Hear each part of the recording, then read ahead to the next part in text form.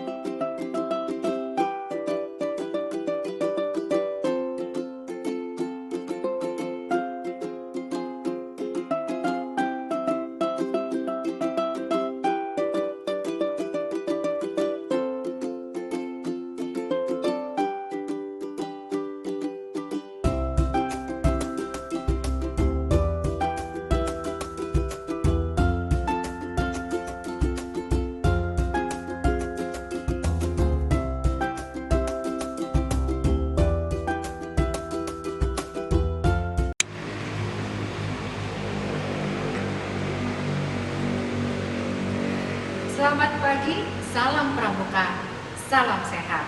Saat ini saya sudah berada bersama Kak Ananta di gedung Warcap Kota Depok yang megah ini. Baiklah, sebelum bincang-bincang, saya perkenalkan dulu profil dari narasumber kami saat ini.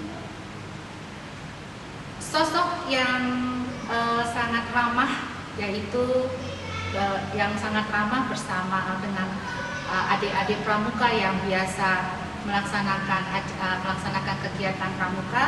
Mereka biasa menyebut adalah Kak Ananta Yuni Astono. Beliau juga adalah seorang amatir radio dari lokal Depok dengan kosen Yankee Delta One Foxtrot Oscar Hotel. Saat ini Kak Ananta adalah pelaksana tugas Pusdiklat Cap, juga pelatih di Pusdiklat Nasional. Dengan latar belakang pendidikan beliau adalah pendidikan terakhir S1 Elektro Telekomunikasi di Universitas Swasta Jakarta. Dan juga yang utama beliau adalah anggota Orari Lokal Depok. Baiklah, kita akan mulai wawancara ini. Selamat pagi Kak Ananta. Gimana, sehat ya? Puji Tuhan, alhamdulillah sehat. Iya, ini karena lagi masa pandemi kita tidak bisa untuk bersalaman gini. Baik, Kak Ananta, bagaimana untuk kondisi di pandemi ini mengenai kegiatan kepramukaan adik-adik gimana sekarang? Iya, kami memang di masa pandemi ini banyak menyesuaikan diri dengan kebijakan pemerintah, khususnya di gugus depan. Kita latihan tetap, tapi menggunakan metode daring. Nah, buat kami di orang dewasa Gerakan Pramuka sebagai pembina, memang harus merubah strategi, juga cara menyampaikan materi. Dan kembali lagi semua tergantung kepada pembina yang ada di dalam gugus depan tersebut. Karena kebanyakan dari teman-teman itu merasa bahwa biasa di alam terbuka, terus sekarang harus bertatapan dengan strategi. Itu kira-kira yang terjadi untuk gerakan pramuka. Oke, tapi masih tetap semangat ya Kak ya? Tetap semangat, tetap semangat ya? ya. Oke, lalu dengan pembagian waktunya bagaimana Kak untuk kegiatan-kegiatan ini? Jadi begini, buat kebanyakan gugus depan saat ini berpangkalan di sekolah, kita mengikuti kebijakan dari sekolah yang penyampaian materinya melalui daring. Jadi kita sudah punya waktu yang tetap. Nah, berdasarkan waktu itulah kita menyampaikan materi kepada adik-adik. Gitu. Nah, kalau kita memang bisa menyampaikan hal itu pada adik-adik sehingga menarik minatnya, tidak tertutup kemungkinan mereka juga tetap bisa beraktivitas bagaimana biasanya. Gitu dia. Kadang-kadang yang kita juga surprise, selesai kita memberikan daring, mereka dengan diantar oleh orang tuanya itu untuk menyelesaikan SKU-nya. Oh, gitu. keren Betul. Ya. Dan kadang juga ada yang orang tua karena tahu anaknya sudah mencapai pada progres tertentu, bisa dilakukan pelantikan di sekolah. Oh gitu. Iya. Semangat dong berarti mereka semangat ya, sekali. kita lagi masa COVID ini ya Kak Betul. ya. Senangnya dengarnya. Lalu rencana Kak, sekarang kita pertanyakan lagi rencana untuk kegiatan tahun ini kan kita akan masuk lagi untuk Jota Joti ya tahun 2021. Betul. Apakah sudah ada rencana lagi Kak? Begini, kalau untuk kita bicara skala nasional dulu, memang kemarin ada surat edaran dari Koordinator Nasional bahwa kegiatan yang akan dilaksanakan pada tahun ini banyak yang diundur. Nah, Dari ke tahun 2022. Contoh seperti Jambore Nasional. betul. Jambore Nasional harusnya dilaksanakan pada tahun ini, tapi kemarin ada surat keputusan dari Koordinator Nasional diundur. Ada beberapa, 2 kalau tidak salah juga kegiatan tahun ini yang diundur. Hanya ada 1 kegiatan yang di Pulau Bintan, itu yang tetap akan dilaksanakan. Oh itu, jadi diundur ya? Kegiatannya diundur, betul. Tapi mudah-mudahan kita cepat berlalu ya Kak ya, corona ini ya gitu. Lalu sekarang saya mau tanya lagi nih Kak, untuk keanggotaan Orari nih, adik-adik pramuka kita ya gitu, dengan masa COVID ini, saya rasa pasti juga masih ada keinginan kan mereka untuk di acara Jota Joti ya Kak ya gitu. Presentasinya berubah atau makin meningkat atau bagaimana Kak untuk masalah kegiatan dari Jota Joti ini? Karena yang saya lihat itu di kegiatan yang tahun-tahun lalu ya, mereka sangat apresiasi sekali ya, walaupun agak dikurangi anggotanya ya Kak ya gitu. Semangat mereka sangat ini sekali ya Kak gitu. Nah, dengan masa seperti ini, pandemi ini, Jota Joti ini kan pasti mereka menunggu dan menanti ya. Nah, apa nih Kak triknya ke mereka supaya mereka tidak kecewa atau bagaimana lagi akan ditudahkan bilangnya ya gitu. Baik, ini pertanyaannya menarik sekali buat saya.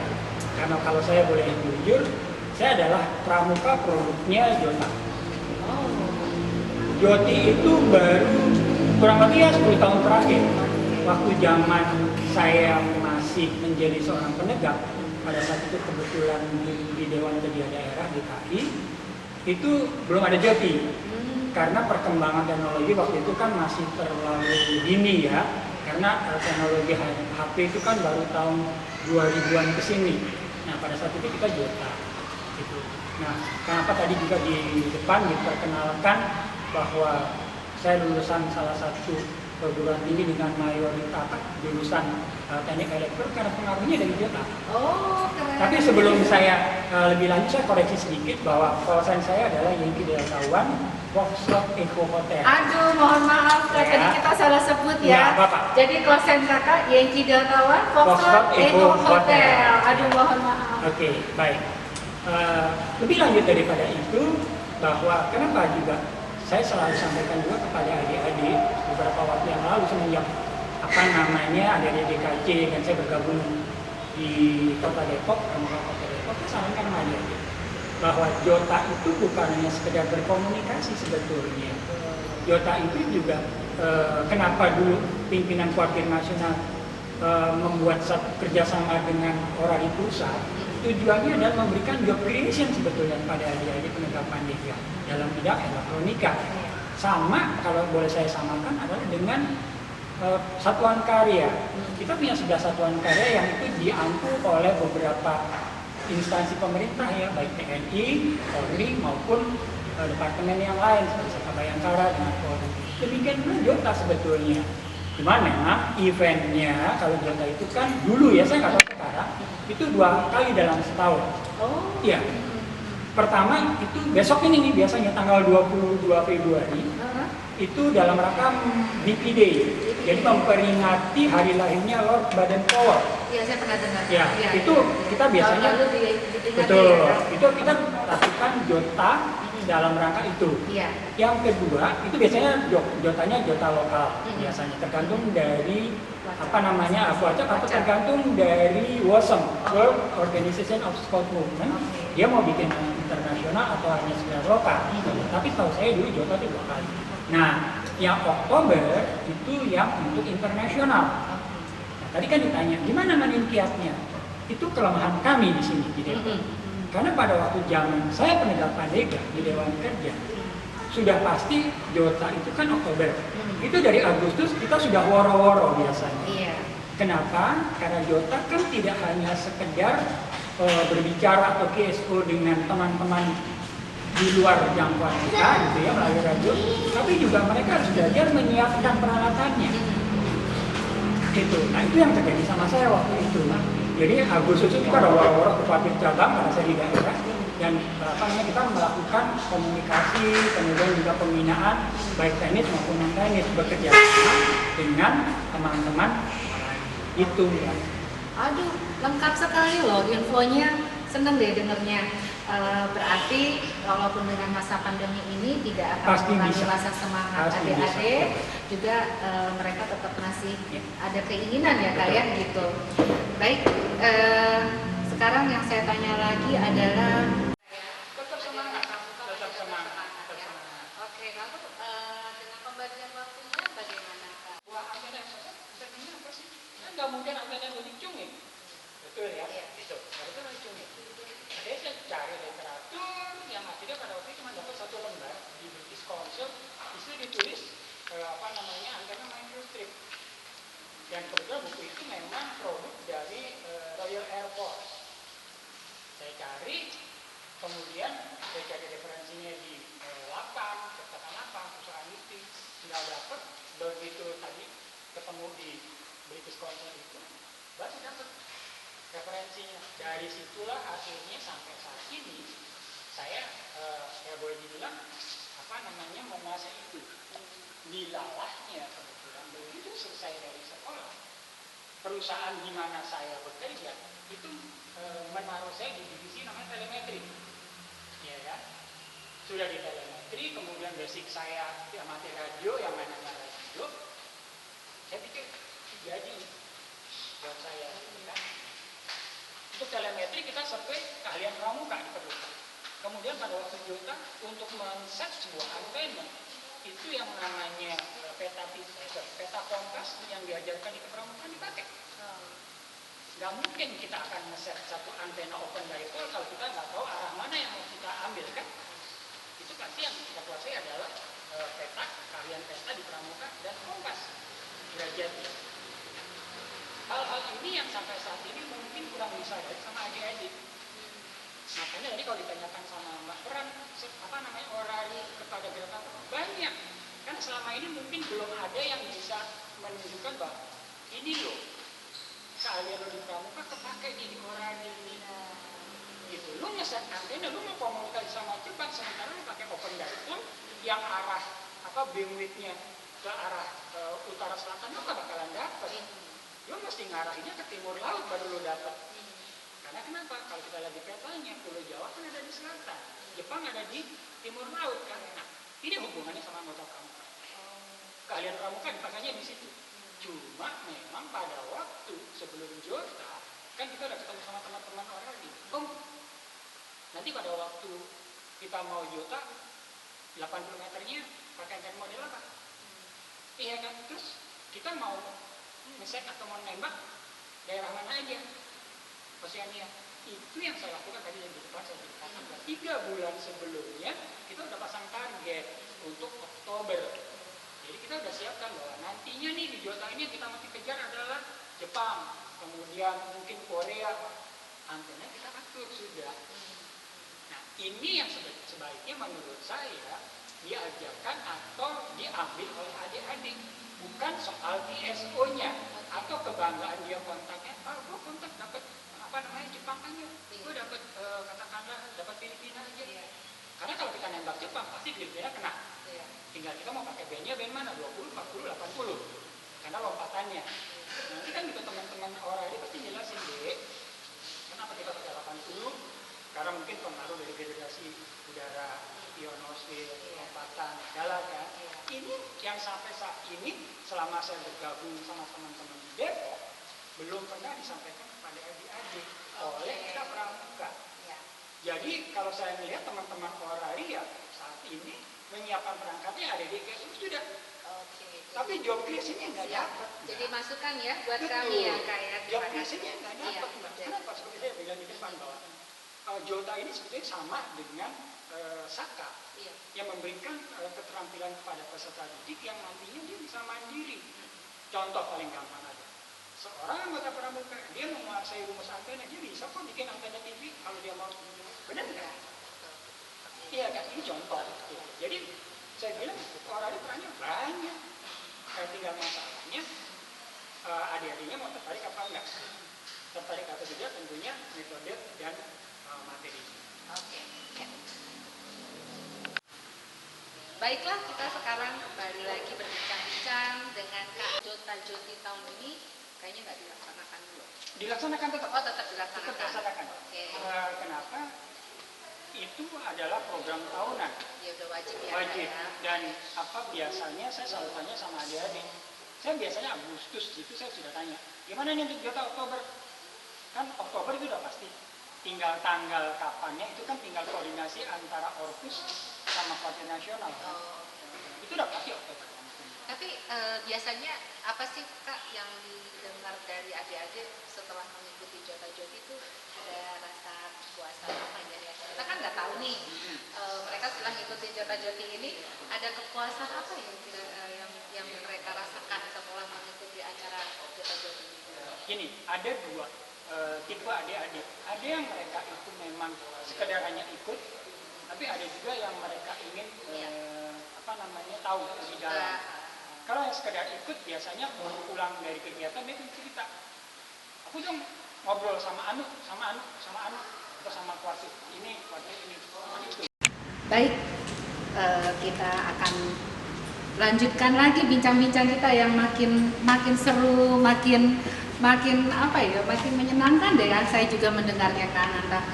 Saya lihat nih sekarang Saya bingung Kak Nanta bawa apa ya? Nih, bawa apa nih Kak? Yang saya lihat kayaknya keren banget nih. Ada, coba di zoom deh. Kak Nanta ada bawa beberapa file, beberapa album. Mungkin pertama yang ini kali ya, kita lihat dulu ya. Ini album foto Kak Ananta pada saat lagi Jota. Tuh, di mana Kak? Kita buka.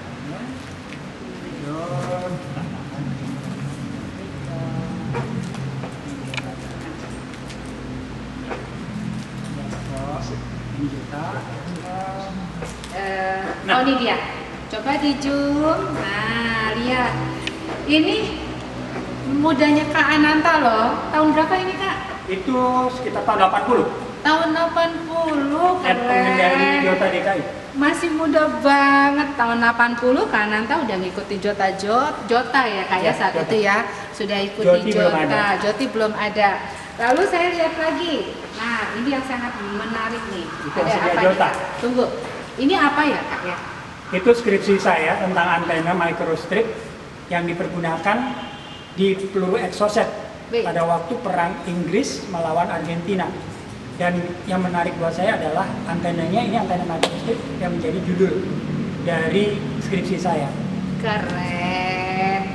Aduh bangga sekali ya. Aduh, kayaknya luas banget Kak Ananta udah berpengalaman sekali. Lalu kita lihat lagi. Ini ada apa nih Kak? Ini Ini ada IAR lama. ada itu IAR lama. Ini surat keterangan kecakapan amatir radio Ananta Yuniastono 9 Juni 1961. Di sini tingkat siaga tahun 84. Udah ada kosen, ais kerennya. Lalu ini kita tunjukkan lagi nih. Coba di zoom. Nih. Kayaknya ini namanya Kia SL Card. Beda ya, keren-keren ya. Tahun berapa ini Kak? Dari Yankee Bravo Zero, Zulu Sierra. Dari mana nih? Dari negara luar ya? Enggak, ini dari lokal. Oh, lokal semua. Kak Ananta sudut dulu itu kosennya Yankee Delta Zero, November Queen Gold. Quebec Queen, ya, Gold. Quebec Gold. Quebec Gold. Kita nyebutnya Quebec Gold. Ih, keren. Jadi oke juga loh buat kita nih di press begini buat kenang-kenangan ya Kak Ananta ya. Iya, yang pasti buat arsip ya. Ini Yankee Delta Zero, Sierra X-Ray Oscar. Keren. Nah, Kak, dengan semua pencapaian ini semua dengan kenangan masa lalu Kak Ananta, dengan semua kegiatan di masa lalu 7 tahun 85 ya. Iya. Dengan sudah punya kosan Yankee Delta Zero, November Quebec Gold. Malah udah ke Charlie ya Kak ya? Sempat. Oh, sempat juga ke Charlie ya. Berarti belum di Depok ya? Belum di Depok, masih di Jakarta Selatan waktu itu. Apa yang membuat Kak Ananta juga menjadi mencintai kegiatan orani ini? Gini, kebetulan memang apa yang saya peroleh di orari ini, sama dari prakteknya, itu kepake juga di pekerjaan. Jadi setelah saya membuat skripsi dan saya dinyatakan lulus, kebetulan pekerjaan saya waktu itu di bidang telemetri. Jadi telemetri yang saya pilih waktu itu untuk hidrologi. Jadi penyampaian data ketinggian muka air satu bendungan atau sungai, juga curah hujan satu tempat, itu dikirim melalui media komunikasi dalam ini VHF selama ini dikirimkan kepada satu kantor di mana data itu nantinya akan diolah untuk selain data pengairan juga pendugaan kemungkinan banjir. Nah, jadi kembali lagi, kenapa saya bilang orari atau katakanlah hobi amatir itu banyak memanfaat ke saya, karena itu tadi itu pekerjaan akhirnya. Dimana sebelum saya turun ke sana oleh perusahaan tahun 89 sampai 90 saya sempat disekolahkan ke Japan Radio Company, di mana perusahaan ini kita sama-sama tahu adalah satu perusahaan bonafit di bidang peralatan telekomunikasi radio, juga radar dan sonar ya, sebagainya. Bukan. Jadi dia itu memang macam-macam. Ada radio pantai, ada radio komunikasi gitu. Dan pada waktu di sana pun juga saya ditugaskan untuk visit di, mungkin kita sama-sama pernah dengar yang namanya antena Yagi. Iya. Yagi itu kan sebetulnya nama seorang profesor ya, Profesor Yagi. Jadi bukan karena siripnya itu dibilang lagi, Ya, tapi tapi penemunya. penemunya. Penemunya adalah Profesor Yagi dari Jepang, betul. Nah, pada waktu itu saya diminta untuk dikasih kesempatan untuk berkunjung ke pabriknya, di mana pada saat itu di pabrik Yagi antena itu kita sama-sama tahu bagaimana proses antena mereka, bagaimana menentukan bandwidth, bagaimana menentukan beamwidth, itu tadi tunjukkan semua. Jadi kembali lagi, amati radio buat saya ya memang membentuk jiwa saya sebagai anggota pramuka. Oh, keren. Iya, ya. Dengan begitu banyak pengalaman ya, kan? Betul. Pengalaman dan banyaknya kakak bisa mengunjungi ke Jepang, langsung ke Jepang waktu itu ya, Kak, ya. Menarik sekali kan ya. Aduh. Oke. Kayaknya kita udah masuk ke sesi akhir ya, Kak Ananta ya. Kalau saya juga boleh tahu, apa sih harapan dari adik-adik pramuka ini untuk kegiatan yang kita laksanakan di orang ini? Baik, harapan saya buat adik-adik anggota pramuka itu mengikuti kegiatan orari, hendaknya bisa diambil garis merahnya. Apa sih yang diperoleh? Saya cuma pesan satu, kalau sampai adik-adik punya kesempatan ikut Jota, explore atau tanyalah sama kakak-kakak orari gitu tentang tekniknya. Jangan hanya melulu bagaimana cara berbicaranya, tapi tanyalah gimana sih kok kita sampai bisa komunikasi dengan luar negeri atau bisa komunikasi dengan sesama teman di luar daerah kita. Itu aja sih. Supaya adik-adik juga lebih paham ya. Betul. Artinya karena mengikutinya bukan hanya ikut dengan seninya mereka aja, Iya. tapi ada manfaatnya. Betul. Ya, Kak ya. Baiklah, kita kayaknya sudah nggak terasa, waktu sudah sangat panjang sekali. Kita tadi banyak bincang-bincang dengan Kak Ananta. Cukup menarik, cukup banyak ilmu yang kita dapat dan manfaatnya pun juga kita alhamdulillah, supaya agar kita juga dapat menjadi banyak pengalaman ya, Kak ya, berbagi pengalaman. Baik, terima kasih Kak Ananta pada kesempatan. Saya juga terima kasih. Iya, pada kesempatan yang bagus ini dengan waktu yang sangat sempit ya, Kak ya. Ya, juga terima kasih terima kasih juga buat rekan-rekan yang sudah menonton di medsos Orari Lokal Depok, di YouTube-nya, di IG, dan di Facebook serta di Twitter. Jangan lupa subscribe dan di like ya, jangan lupa. Oke, akhir kata saya Febrianti Yengki Cariwan Delta Foxtrot pamit undur. Mohon maaf saya juga di sini. Kak Ananta silakan. Ya, saya juga Ananta Yuniastono sebagai Yengki Delta One Foxtrot itu hotel mengucapkan terima kasih buat rekan-rekan Orari Lokal Depok yang telah memberikan kesempatan untuk kita ngobrol santai. Mudah-mudahan apa yang kita obrolkan bermanfaat dan bisa memotivasi teman-teman dan juga adik-adik pramuka. Terima kasih, sampai jumpa.